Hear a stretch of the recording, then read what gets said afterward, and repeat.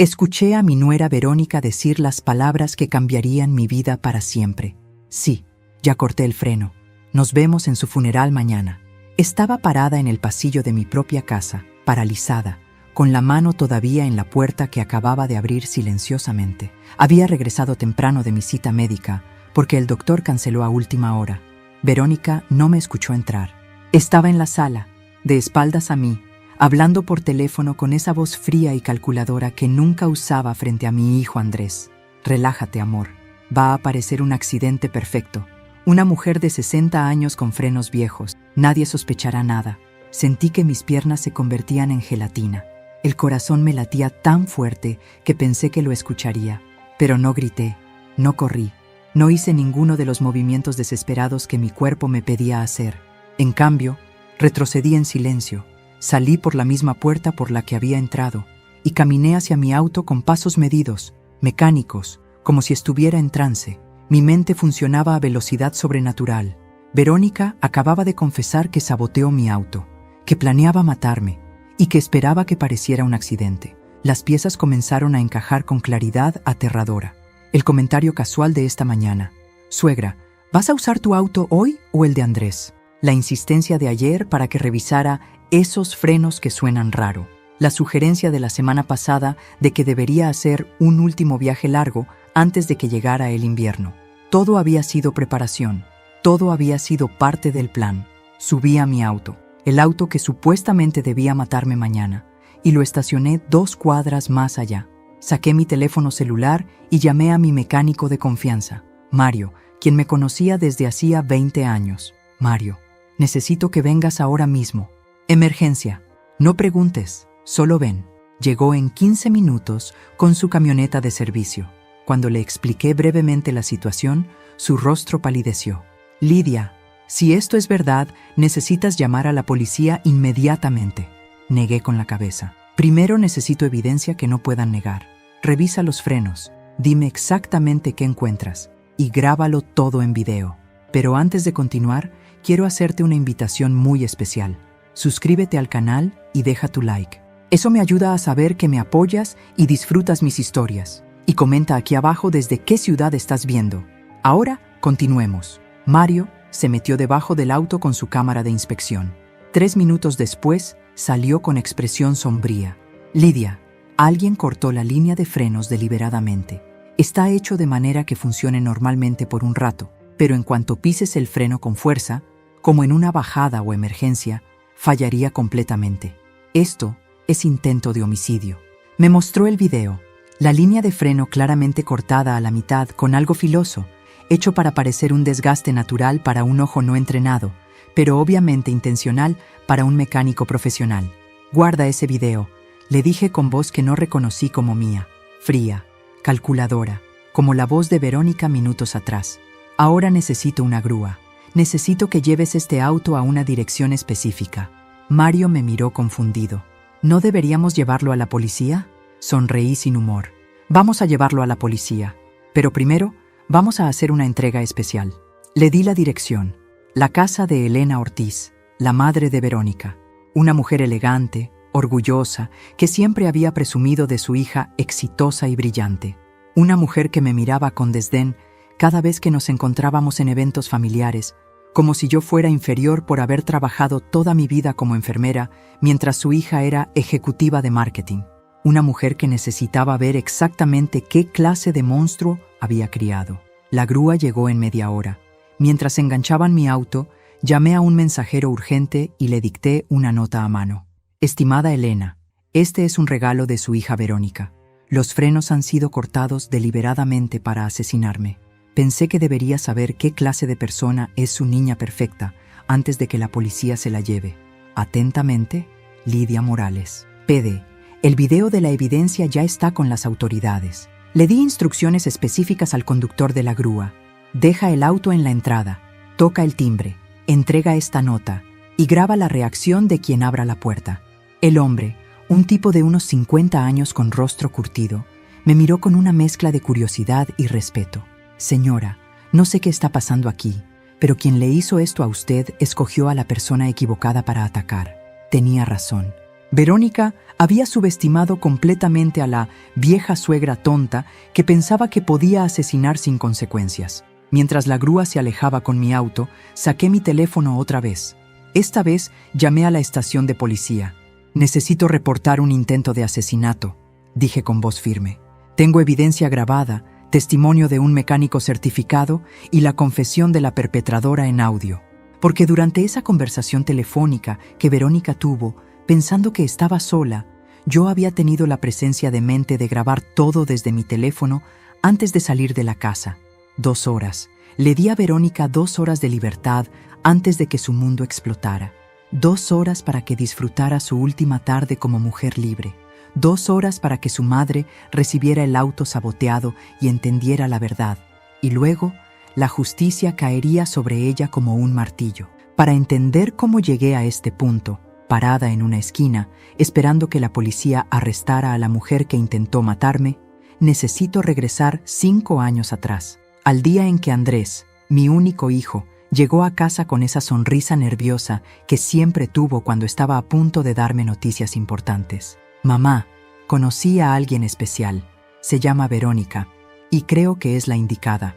Andrés tenía 32 años entonces. Había tenido novias antes, relaciones que yo había visto florecer y marchitarse con la naturalidad de las estaciones, pero esta vez era diferente.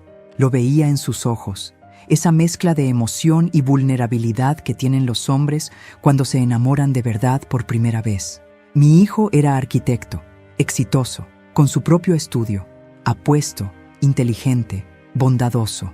Había sido criado solo por mí después de que su padre muriera en un accidente de construcción cuando Andrés tenía apenas 8 años. Durante 24 años, fuimos solo nosotros dos contra el mundo. Yo trabajaba dobles turnos en el hospital como enfermera para mantenerlo en buenas escuelas. Él estudiaba con dedicación para hacerme sentir orgullosa. Teníamos una relación hermosa, construida sobre respeto mutuo y amor genuino. Cenábamos juntos al menos 3 veces por semana, incluso después de que se mudó a su propio departamento.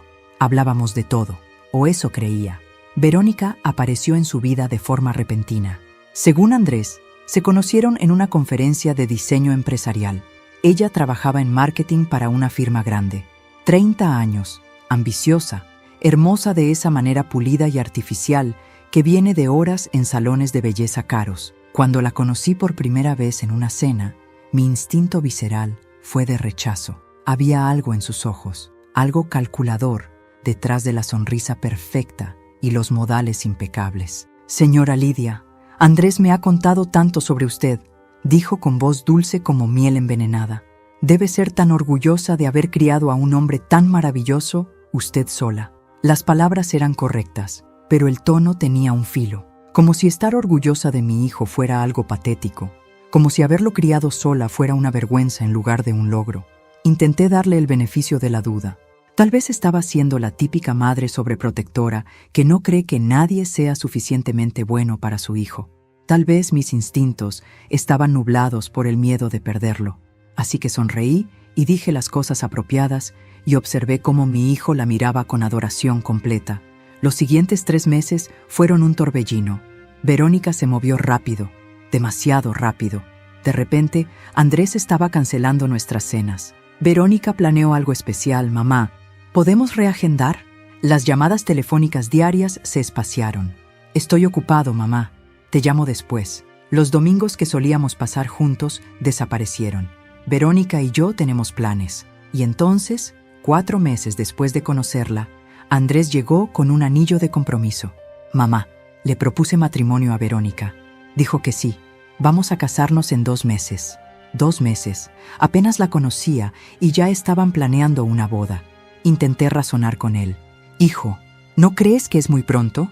Apenas llevan 4 meses juntos». Su rostro se endureció de una manera que nunca había visto. «Sabía que dirías eso. Verónica me advirtió que no te gustaría, que intentarías separarnos porque no puedes soportar que yo sea feliz con alguien más». Esas palabras me golpearon como un puñetazo. Verónica ya estaba en su cabeza, plantando semillas de desconfianza. «Eso no es cierto», protesté. «Solo me preocupo por ti. Solo quiero que estés seguro». Pero él ya estaba en la puerta. «Voy a casarme con ella, mamá. con tu bendición o sin ella. Tú decides si quieres ser parte de mi felicidad o no. Me quedé sola en mi sala, con el corazón roto, sabiendo que había perdido una batalla que ni siquiera sabía que estaba peleando. Por supuesto que fui a la boda. Por supuesto que sonreí y abracé a mi hijo y le deseé felicidad, porque eso es lo que hacen las madres. Tragamos nuestras preocupaciones y apoyamos a nuestros hijos, incluso cuando creemos que están cometiendo el peor error de sus vidas. La boda fue pequeña, pero elegante, pagada casi completamente por Andrés, porque según Verónica, sus padres estaban pasando por dificultades financieras. Conocí a Elena Ortiz, la madre de Verónica, en la boda. Una mujer de 65 años, perfectamente vestida, con joyas que no sugerían ninguna dificultad financiera. Nos miramos con esa cordialidad fría que tienen las mujeres que saben que nunca serán amigas. Su hijo es muy afortunado, me dijo con una sonrisa que no llegaba a sus ojos. Mi Verónica podría haber tenido a cualquiera, pero eligió a Andrés. Espero que él esté a la altura. La implicación era clara. Mi hijo era el afortunado de esta unión, no al revés. Verónica era la joya, y Andrés el tipo común que había tenido suerte de atraparla. No dije nada, solo sonreí y me alejé. Pero en ese momento, viendo a Elena Ortiz con su arrogancia apenas disimulada, entendí de dónde venía Verónica. De una familia que valoraba las apariencias sobre la sustancia. De una mujer que había criado a su hija para ver a las personas como recursos a explotar. Los primeros 6 meses del matrimonio fueron una masterclass en manipulación sutil. Verónica no me atacó directamente. Eso hubiera sido demasiado obvio. En cambio, usó tácticas tan refinadas que me tomó meses darme cuenta de lo que estaba haciendo. Y para cuando lo entendí completamente, ya había logrado aislar a Andrés casi por completo. Comenzó con pequeñas cosas, comentarios aparentemente inocentes hechos en presencia de Andrés. «Ay, suegra, qué linda tu blusa. ¿Es vintage?» Vintage era su código para vieja y pasada de moda. «Lidia, trajiste postre otra vez. Qué dulce. Aunque Andrés y yo estamos tratando de comer más saludable. Pero bueno, supongo que una vez no hace daño». Traducción. Tus esfuerzos son inapropiados y no bienvenidos. Cuando yo invitaba a Andrés a cenar, Verónica siempre encontraba una razón para que no pudiera venir solo. «Ay, suegra, si no te importa, voy con Andrés. Es que no me gusta quedarme sola en casa». Y entonces llegaba y dominaba toda la conversación, convirtiendo lo que debía ser tiempo de madre e hijo en un espectáculo donde ella era la estrella y yo la audiencia obligada. Peor aún, comenzó a ayudarme con cosas que yo nunca pedí ayuda. «Lidia, vi que tu jardín está un poco descuidado. Contraté a un jardinero para que venga la próxima semana. No te preocupes, Andrés y yo pagamos». Mi jardín no estaba descuidado. Lo cuidaba yo misma con orgullo. Pero ahora había un extraño cortando mi césped, impuesto por ella, convirtiendo mi hobby en evidencia de mi incapacidad. «Suegra, ¿todavía manejas? A tu edad, tal vez deberías considerar dejar de conducir». Las estadísticas de accidentes en personas mayores son alarmantes. Tenía 60 años entonces, no 80. Manejaba perfectamente. Pero plantaba la semilla en la mente de Andrés. Mamá está envejeciendo. Mamá necesita supervisión. Mamá ya no puede cuidarse sola. Los comentarios sobre mi trabajo eran constantes. Debe ser agotador ser enfermera a tu edad, Lidia. ¿No has pensado en retirarte? ¿Disfrutar de tus años dorados? ¿Viajar? ¿Descansar? Claro, entiendo que tal vez no puedas permitírtelo, pero Andrés y yo podríamos ayudarte con una pequeña mensualidad si decides dejar de trabajar. Nunca pedí su dinero, nunca lo necesité. Tenía una buena pensión planeada, pero ella convertía mi independencia financiera en algo patético. Y luego estaban las humillaciones públicas. En reuniones familiares, Verónica contaba anécdotas graciosas que me hacían quedar como tonta. Les conté cuando Lidia trató de usar su celular y no podía entender cómo funcionaba la cámara. Tuvimos que enseñarle 3 veces. Es tan adorable cuando los adultos mayores intentan usar tecnología. Todos reían. Andrés reía. Y yo me quedaba sentada, sonrojada, sintiendo cómo mi dignidad era erosionada pedazo por pedazo. Verónica orquestó mi exclusión con precisión quirúrgica. Organizaba eventos familiares y olvidaba invitarme hasta último minuto. «Ay, Lidia, lo siento tanto. Pensé que Andrés te había dicho». Bueno, Si quieres venir todavía, aunque ya confirmamos el número de personas con el restaurante, pero supongo que podemos llamar y preguntar si tienen espacio para una más. Quedaba como la madre entrometida que se invitaba sola, cuando en realidad me estaban excluyendo deliberadamente. Las visitas a mi casa cambiaron de naturaleza. Cuando venían, cada vez más raramente, Verónica inspeccionaba todo con ojo crítico. «Lidia, este sofá realmente necesita ser reemplazado. Está muy gastado. ¿Todavía usas esa vajilla? ¡Qué nostálgica eres! Deberías renovar esta cocina. Es tan de los 90. Convertí a mi hogar, el lugar donde había criado a mi hijo, en algo vergonzoso que necesitaba ser modernizado bajo su supervisión. Pero lo más doloroso era ver cómo Andrés cambiaba. Mi hijo, que había sido empático y considerado, comenzó a tratarme con impaciencia. «Mamá, no puedes seguir llamándome todos los días. Tengo una esposa ahora. Tengo responsabilidades». Yo no llamaba todos los días. Llamaba 2 o 3 veces por semana, como habíamos hecho durante años. Pero Verónica le había convencido de que yo era dependiente y asfixiante. «Mamá, Verónica dice que necesitas aprender a ser más independiente. Mamá, no podemos seguir cenando contigo cada semana. Necesitamos nuestro espacio como pareja. Mamá, ¿por qué tienes que ser tan sensible? Verónica solo estaba bromeando cuando dijo eso sobre tu edad». Cada conversación se convirtió en un campo minado. Si yo expresaba cualquier preocupación, era dramática. Si comentaba sobre algo que Verónica había dicho, era paranoica. Si pedía pasar tiempo con mi hijo, era controladora. Verónica había construido una narrativa donde yo era la villana y ella la víctima de una suegra imposible. Y entonces comenzaron las sugerencias sobre mi salud. «Lidia, te ves cansada últimamente. ¿Estás segura de que estás bien? Deberías hacerte chequeos médicos más seguido. A tu edad, nunca se sabe». Estaba perfectamente saludable, pero Verónica plantaba dudas, en la mente de Andrés, en la mente de otros familiares. «Estoy preocupada por tu mamá», le decía a Andrés donde yo podía escuchar. «Parece estar olvidando cosas. ¿Notaste cómo confundió las fechas la semana pasada?» No había confundido ninguna fecha, pero bastaba que ella lo dijera para que Andrés comenzara a observarme con preocupación. ¿Estaba mamá envejeciendo más rápido de lo normal? ¿Estaba perdiendo facultades? ¿Necesitaba intervención? El veneno que Verónica destilaba era lento pero efectivo. Gota a gota, destruía mi relación con mi hijo, y yo no sabía cómo detenerla sin parecer exactamente lo que ella decía que era, una madre controladora que no podía soltar a su hijo. Ahora, parada en esa esquina esperando que la policía llegara, entendía que todo, cada comentario cruel, cada exclusión calculada, cada esfuerzo por aislarme y hacerme parecer incompetente, había sido preparación. Verónica no me odiaba porque yo fuera una suegra difícil. Me odiaba porque yo era un obstáculo entre ella y el dinero, mi dinero. Lo que Verónica no sabía era que yo había comenzado mi propia investigación hace 3 meses. No por sospecha de que planeara matarme.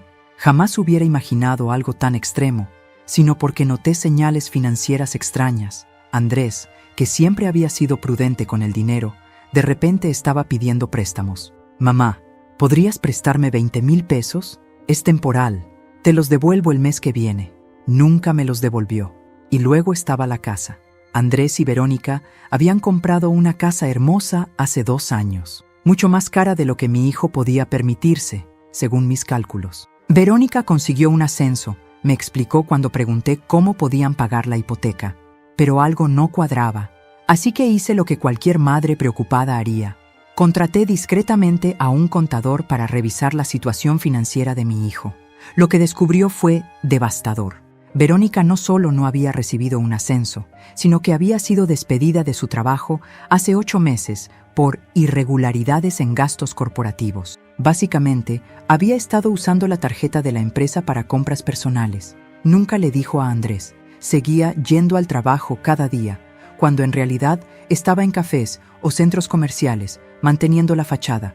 Sin el ingreso de Verónica, Andrés estaba cargando toda la hipoteca, más las tarjetas de crédito que ella seguía usando sin control, ropa de diseñador, tratamientos de belleza, restaurantes caros, todo cargado a tarjetas a nombre de Andrés. La deuda acumulada era de más de 200,000 pesos. Mi hijo estaba al borde de la ruina financiera y ni siquiera lo sabía porque Verónica manejaba las finanzas del hogar.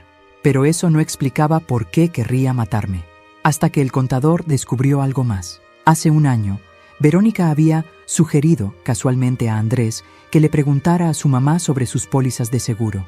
Es importante saber estas cosas, amor, para planificación familiar. Andrés, inocentemente, me preguntó durante una cena si tenía seguro de vida. Sí, tengo uno del hospital, le dije sin pensar mucho. Es parte de los beneficios laborales. 1 millón de pesos si muero en servicio o dentro de 5 años después de retirarme. Tú eres el beneficiario, obviamente. Vi cómo los ojos de Verónica brillaron por una fracción de segundo. En ese momento no le di importancia. Ahora entendía que fue el momento en que tomó su decisión. 1 millón de pesos. Suficiente para pagar todas sus deudas, mantener su estilo de vida y todavía quedarle dinero. Suficiente para que valiera la pena planear un asesinato. El contador también descubrió algo más perturbador. Verónica había estado investigando sobre mi póliza. Había llamado al Departamento de Recursos Humanos del hospital, haciéndose pasar por mí, preguntando sobre los términos exactos de pago. Había investigado leyes de herencia. Había buscado en Internet cuánto tiempo tarda el pago de seguro de vida después de muerte accidental. Todo documentado en su computadora compartida con Andrés, que el contador pudo acceder porque mi hijo le había dado las contraseñas cuando le pedí que investigara las finanzas. Verónica era meticulosa. Había planeado esto durante meses, y lo más escalofriante era que no mostraba ningún remordimiento en esas búsquedas. No había rastros de duda o conflicto moral. Solo búsquedas frías y calculadas. ¿Cómo hacer que un accidente de auto parezca falla mecánica? ¿Cuánto tiempo investiga la policía accidentes automovilísticos? ¿Puede un seguro de vida negar pago por accidente? Confronté a Andrés con las deudas hace 2 meses. Hijo, necesito hablarte sobre tu situación financiera. Se puso inmediatamente defensivo. ¿Qué? ¿Ahora estás investigándome? Mamá, esto es demasiado. Es mi vida privada. Verónica, por supuesto, estaba ahí, añadiendo leña al fuego. Lidia, con todo respeto, las finanzas de Andrés no son tu problema. Él es un adulto. Tiene 200,000 pesos en deudas, dije directamente. Y tú fuiste despedida hace 8 meses. El rostro de Andrés se puso blanco. ¿Qué? Verónica, ¿es eso cierto? Verónica ni siquiera parpadeó. Tu madre está inventando cosas otra vez. Está obsesionada con controlarte. Probablemente contrató a alguien para espiarnos. ¿Ves lo tóxica que es? Andrés me miró con una mezcla de confusión y enojo. Mamá, necesitas dejar de entrometerte. Esto es exactamente lo que Verónica dice. No puedes dejarnos vivir nuestras vidas. Y se fueron, dejándome con la evidencia que él se negaba a ver. Fue entonces cuando decidí cambiar mi seguro de vida. Llamé a Recursos Humanos y actualicé la póliza. El beneficiario ya no sería Andrés directamente. Sería un fideicomiso administrado por mi banco, que le entregaría el dinero a Andrés en cuotas mensuales durante 10 años, supervisado por un contador independiente. Verónica no tendría acceso inmediato a 1 millón de pesos. Tardaría una década en recibirlo todo, y solo si permanecía casada con Andrés. Hice este cambio hace 6 semanas, y aunque Verónica no tenía manera de saberlo oficialmente, sospecho que intuyó que algo había cambiado.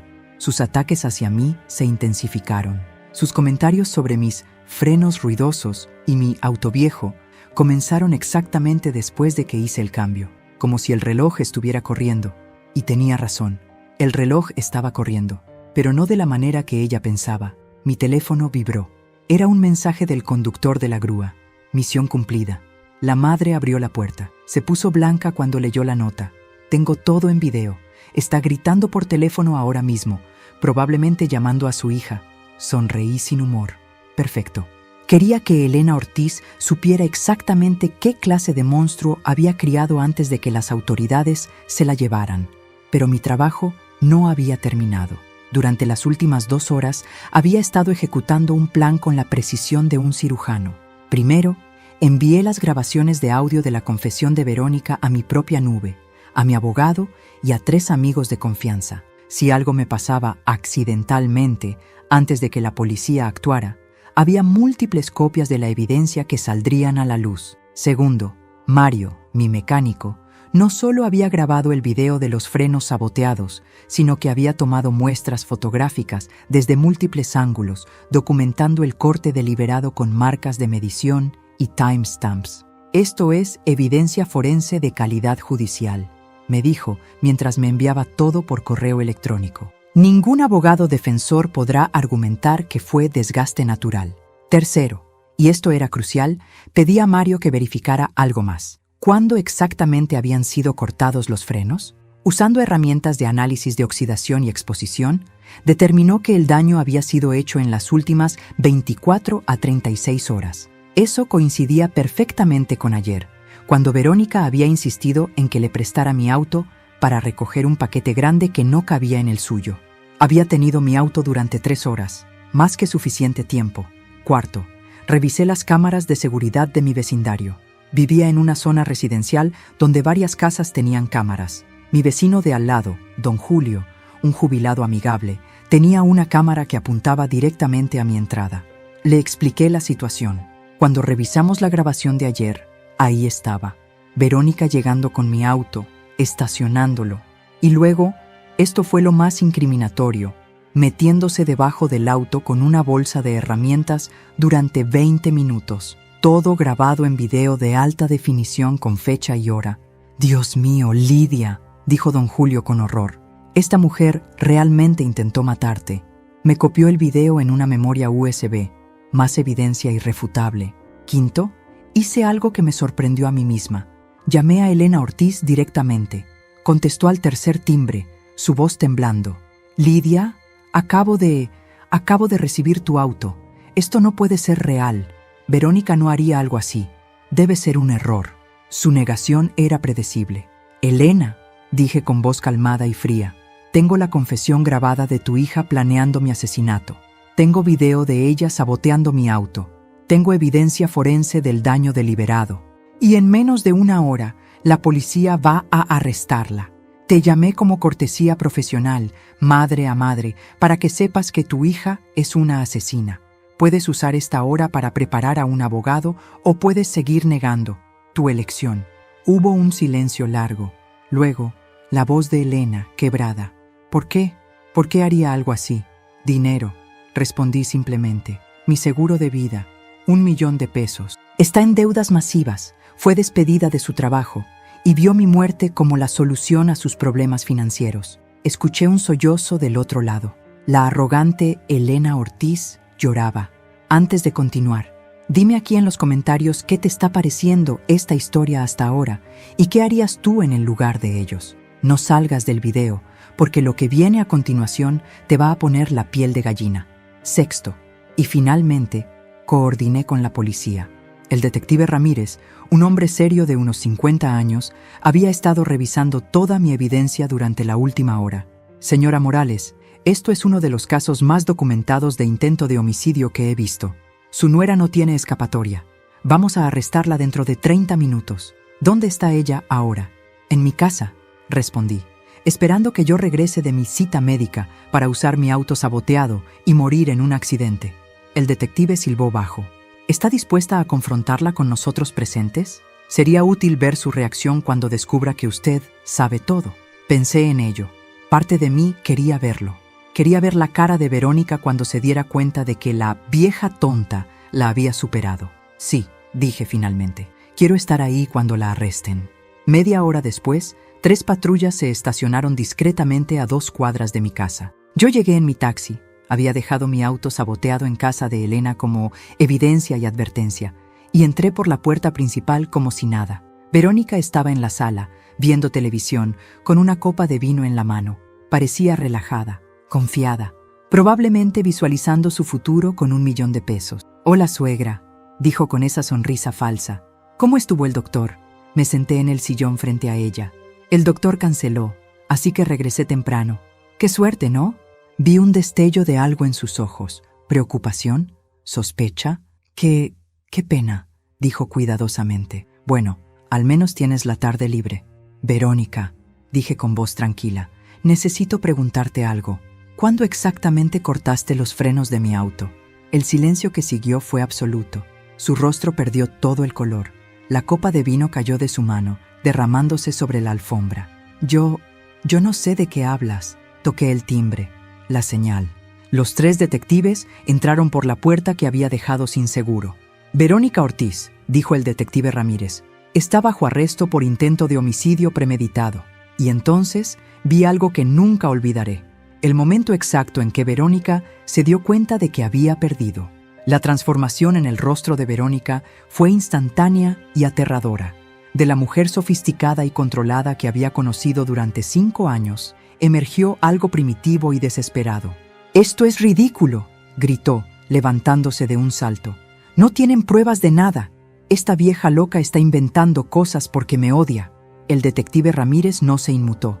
«Señora Ortiz, tenemos una grabación de audio donde usted confiesa haber cortado los frenos, video de vigilancia mostrándola trabajando debajo del vehículo, evidencia forense del sabotaje deliberado y testimonio de un mecánico certificado. Tiene derecho a permanecer en silencio. Todo lo que diga puede ser usado en su contra». Verónica me miró con odio puro. Ya no había pretensiones. La máscara había caído completamente. «Perra», siseó, «arruinaste todo. Todo. Ese dinero debía ser mío. Lo merecía después de soportar 5 años fingiéndote cariño». Sus propias palabras la condenaban aún más. El detective Ramírez levantó una ceja. «Continúe, por favor. Esto hace que mi trabajo sea mucho más fácil». En ese momento, escuchamos un auto detenerse afuera. Era Andrés. Había llamado a mi hijo 10 minutos antes, pidiéndole que viniera urgentemente. Necesitaba que estuviera presente para esto, no para protegerlo del dolor, sino porque merecía ver la verdad con sus propios ojos. Andrés entró corriendo, con el rostro lleno de preocupación. «Mamá, ¿qué pasa?» Tu mensaje sonaba. «¿Policía?». Se detuvo en seco al ver a su esposa esposada, flanqueada por 2 oficiales. «Verónica, ¿qué está pasando aquí?». Su voz era un susurro confundido. Verónica inmediatamente cambió de táctica. Las lágrimas brotaron instantáneamente. Su voz se volvió pequeña y frágil. «Andrés, tu madre me está acusando de cosas horribles. Dice que intenté matarla. Es una mentira. Ella me odia y está haciendo esto para separarnos». Vi a mi hijo vacilar. 5 años de condicionamiento luchaban contra la evidencia frente a él. «Andrés», dije con voz firme, «tu esposa cortó los frenos de mi auto. Planeaba que yo muriera en un accidente para cobrar mi seguro de vida y pagar las deudas masivas que tienen, las deudas que ella creó y te ocultó». Andrés negó con la cabeza. «No, eso es imposible. Mamá, sé que nunca te gustó Verónica, pero esto es demasiado». El detective Ramírez intervino. «Señor Morales, ¿podría acompañarnos a la estación? Tenemos evidencia que necesita ver». Sacó su teléfono y presionó play. La voz de Verónica llenó la sala. «Sí, ya corté el freno. Nos vemos en su funeral mañana». Vi cómo el color abandonaba el rostro de mi hijo. Esa no puede ser Verónica. Tiene que ser editado o... El detective mostró el video de la cámara de seguridad. Verónica metiéndose debajo de mi auto con herramientas. 20 minutos de video ininterrumpido, con fecha y hora claras. «No», susurró Andrés, retrocediendo como si el video fuera físicamente doloroso. «No». Verónica intentó acercarse a él, pero los oficiales la detuvieron. «Andrés, escúchame. Sí, lo hice, pero lo hice por nosotros. Estamos enterrados en deudas. Iba a perder la casa. Tu madre tiene $1 millón en seguro que ni siquiera necesita. Era la única salida». El silencio que siguió fue devastador. Verónica acababa de confesar. No negó el intento de asesinato, solo justificó su razonamiento. Andrés la miraba como si fuera una extraña, peor, como si fuera un monstruo que había estado durmiendo junto a él durante 5 años. «¿Ibas a matar a mi madre por dinero?», preguntó con voz quebrada. «¿A la mujer que me crió sola después de que mi padre muriera? ¿A la mujer que trabajó doble turno para que yo tuviera educación? ¿Ibas a asesinarla? Era por nuestro futuro», gritó Verónica, toda pretensión de inocencia abandonada ahora. «Por nuestra vida juntos. ¿Qué querías que hiciera? ¿Dejar que perdiéramos todo?». Andrés se desplomó en el sofá, con la cabeza entre las manos. «Dios mío, me casé con una asesina. Dormí junto a una asesina». El detective Ramírez me miró. «Señora Morales, ¿quiere presentar cargos formales?». «Sin dudarlo. Sí, todos los cargos posibles, intento de homicidio premeditado, cualquier otra cosa que aplique. Verónica fue sacada de la casa gritando: «Andrés, Andrés, no dejes que me lleven, soy tu esposa, tienes que ayudarme». Pero mi hijo no se movió, no levantó la vista, estaba roto. Cuando la puerta se cerró, nos quedamos solos, padre e hijo, madre e hijo, con años de mentiras desmoronándose entre nosotros. «Mamá», dijo finalmente con voz ahogada, «¿cómo pude estar tan ciego?». Me senté junto a él, porque así funcionan los manipuladores. Te hacen dudar de tu propia percepción, te aíslan de quienes te dirían la verdad. «Las deudas», susurró. 200,000 pesos. ¿Es verdad? Asentí. Y hay más, hijo, mucho más que necesitas saber sobre quién es realmente tu esposa. Durante las siguientes 3 horas le mostré a Andrés todo, cada documento que el contador había recopilado, cada búsqueda en internet que Verónica había hecho sobre seguros de vida y accidentes automovilísticos, los registros de sus tarjetas de crédito mostrando miles de pesos gastados en ropa, tratamientos de belleza, restaurantes caros, todo mientras le decía a Andrés que estaban ahorrando para el futuro. Las cartas de despido de su empresa 8 meses atrás, que ella había ocultado perfectamente. Y luego vino lo peor. El contador había encontrado algo más que yo no le había mencionado a Andrés todavía. Mensajes de texto entre Verónica y un hombre llamado Ricardo. Cientos de mensajes, románticos, explícitos. Verónica había estado teniendo una aventura durante 2 años. «Cuando tenga el dinero del seguro, dejaré a este idiota y nos iremos a la playa como planeamos», había escrito apenas 3 semanas atrás. Vi cómo cada revelación destruía un poco más a mi hijo. Lágrimas silenciosas rodaban por sus mejillas mientras leía los mensajes. Su esposa no solo había planeado matarme, tomar el dinero y abandonar a Andrés por otro hombre. Mi hijo había sido solo un medio para un fin desde el principio. 5 años, dijo finalmente con voz hueca. 5 años de mi vida con alguien que nunca me amó, que solo me veía como una cuenta bancaria con piernas. Y en el proceso, perdí 5 años contigo, mamá. 5 años donde la creí cuando decía que tú eras el problema, que tú eras controladora, tóxica, celosa. Se volvió hacia mí con ojos rojos. ¿Cómo puedes siquiera mirarme ahora? Elegí a una asesina sobre ti. Dejé que te humillara, dejé que te aislara. Fui cómplice de todo. Le tomé las manos. Porque así funciona la manipulación, hijo. Ella era experta. Sabía exactamente qué botones presionar, qué miedos explotar. Me hacía quedar mal tan sutilmente que no podías verlo sin sentir que estaba siendo injusto con ella. No te culpo por enamorarte. Te culpo por no escucharme cuando traté de advertirte.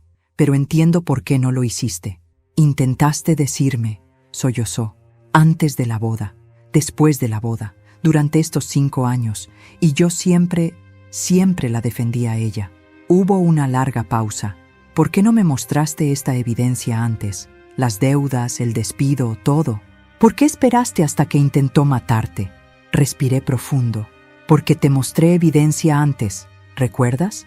Hace 2 meses. Te dije sobre las deudas, y me llamaste entrometida. Me dijiste que me mantuviera fuera de tu vida privada.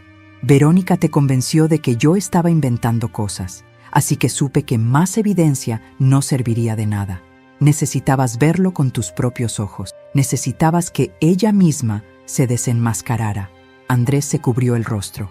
Dios mío, si ella hubiera tenido éxito, si hubieras muerto en ese accidente, yo habría llorado tu muerte sin saber nunca que mi esposa te asesinó.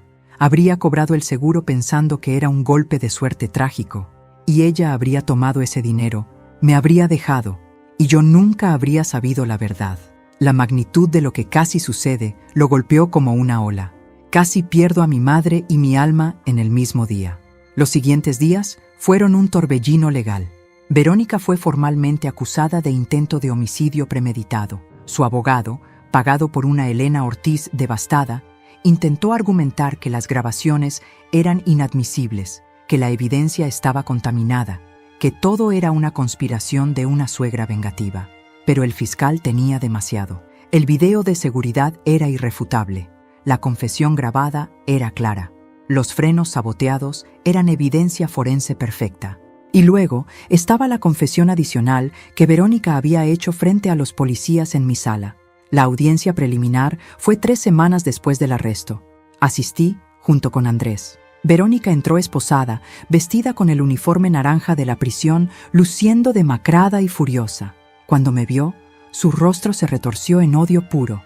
«Esto es culpa tuya», me gritó a través de la sala del tribunal. «Tú nunca me aceptaste.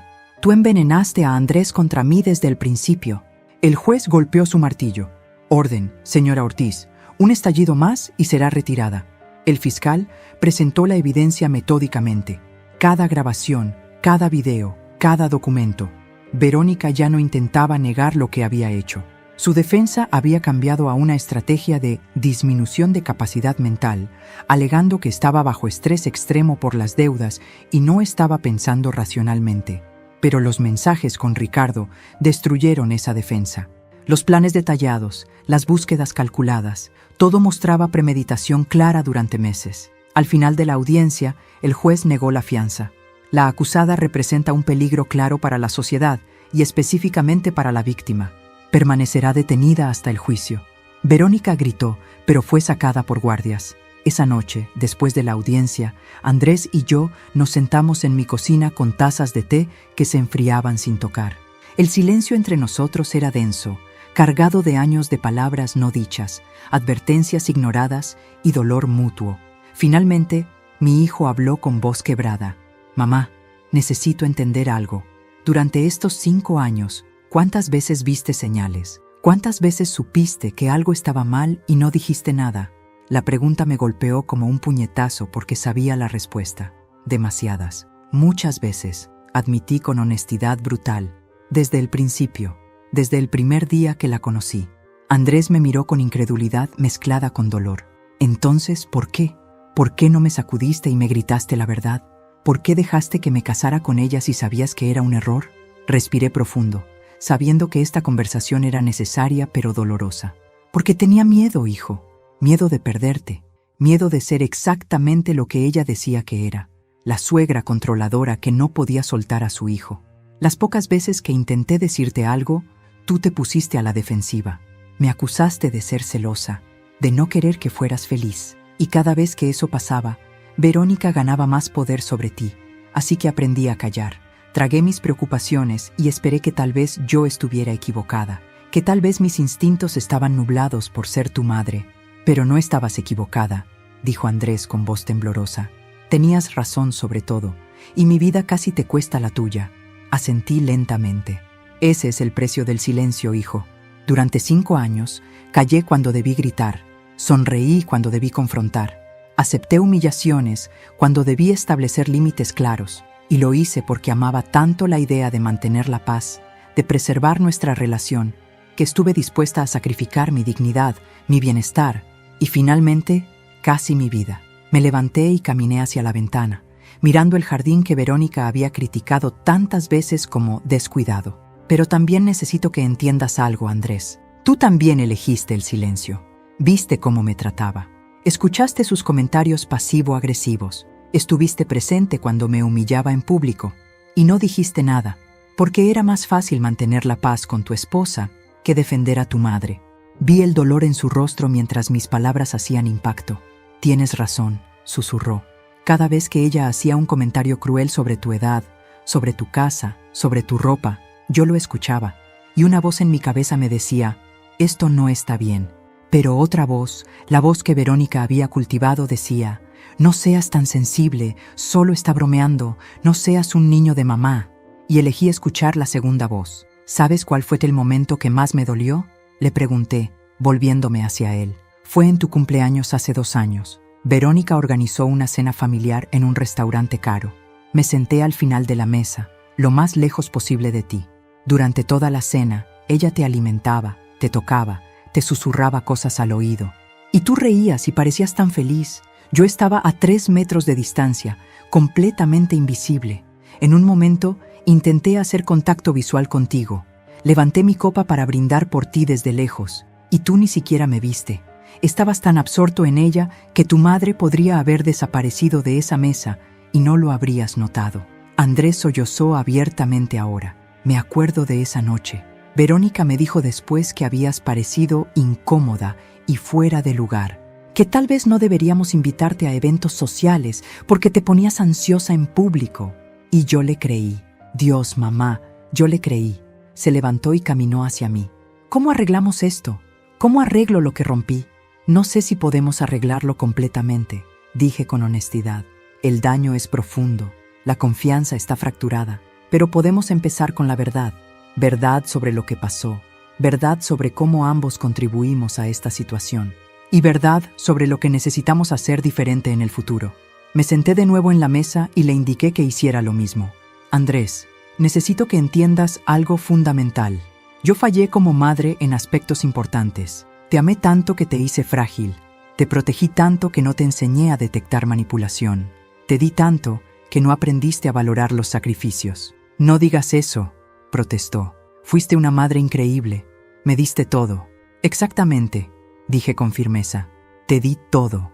Y en el proceso, nunca te enseñé que las relaciones saludables tienen límites. Nunca te mostré cómo se ve una mujer que se defiende a sí misma porque siempre estuve ocupada defendiéndote a ti.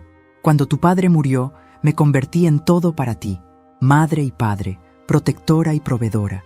Y te adoraba tanto que nunca te dejé fallar, nunca te dejé sufrir consecuencias, nunca te enseñé que el mundo no gira alrededor de ti. Eso no justifica lo que Verónica hizo, dijo Andrés rápidamente. Por supuesto que no, acordé. Verónica es responsable de sus propias acciones monstruosas, pero nosotros somos responsables de haber creado las condiciones que permitieron que esas acciones casi tuvieran éxito. Yo soy responsable de haber callado cuando debía hablar. Tú eres responsable de haber elegido la comodidad sobre la verdad. Y juntos creamos un espacio donde una manipuladora experta pudo operar sin resistencia real. Andrés se limpió las lágrimas. Entonces, ¿qué hacemos ahora? ¿Cómo aprendemos de esto sin que nos destruya? Tomé sus manos sobre la mesa. Primero, reconocemos que el camino adelante será difícil. No vamos a recuperar 5 años perdidos. No vamos a borrar el dolor que ambos sentimos. Pero podemos construir algo nuevo, algo más honesto, algo basado en límites saludables y comunicación real, no en silencio cómplice. ¿Puedes perdonarme algún día?, preguntó con voz pequeña. Lo miré directamente a los ojos. Ya te perdoné por enamorarte de la persona equivocada. Eso puede pasarle a cualquiera. Pero perdonarte por permitir que me tratara como me trató durante 5 años mientras tú mirabas, eso va a tomar tiempo. Y trabajo, de ambos. Hice una pausa. Y necesito que entiendas que el perdón no significa que todo vuelve a ser como antes. No voy a volver a ser la madre que acepta migajas de tu atención. No voy a sonreír mientras me humillan. No voy a callar cuando vea señales de peligro. La Lidia que conocías, la que priorizaba tu comodidad sobre su dignidad, murió el día que Verónica cortó esos frenos. No quiero esa Lidia de vuelta, dijo Andrés con convicción sorprendente. Quiero a la Lidia que fue lo suficientemente inteligente para grabar una confesión, que fue lo suficientemente estratégica para documentar todo, que fue lo suficientemente fuerte para enfrentar a su atacante con evidencia irrefutable en lugar de colapsar en miedo.